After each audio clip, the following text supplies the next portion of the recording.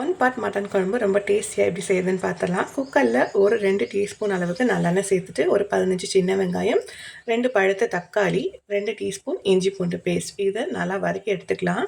இது கூடவே கொஞ்சமாக உப்பு சேர்த்துட்டு அதையும் நல்லா மசிஞ்சு வர அளவுக்கு வதக்கி எடுத்ததுக்கப்புறமா குழம்பு மிளகாத்தூள், மல்லித்தூள், தனி மிளகாத்தூள், மஞ்சள் தூள் இதோட பச்சை வாசனை போகட்டும். அதுக்கப்புறமா இது கூட கழுவி எடுத்து வச்சுருக்கிற 1/2 கிலோ மட்டனையும் சேர்த்துட்டு இதை நல்லா ஒரு 2 நிமிஷத்துக்கு பரட்டி எடுத்துக்கலாம். இது கூடவே கொஞ்சமாக உருளைக்கிழங்கையும் சேர்த்து நான் நல்லா வதக்கி எடுத்துக்கிறேன். இப்போ குழம்புக்கு தேவையான அளவுக்கு தண்ணி ஊற்றிட்டு மல்லி இலையும் போட்டு குக்கர் மூடி போட்டுட்டு ஒரு 3 விசில் வரட்டும்.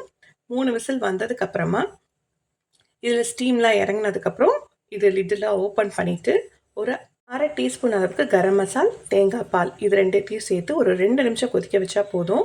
அதுக்கப்புறமா தாளிப்புக்காக நல்லெண்ணெய், கடுகு, சோம்பு, சின்ன வெங்காயம், கருவேப்பிலை, மல்லி, மிளகா வத்தல் இதெல்லாம் சேர்த்துட்டு இறக்கிடலாம்.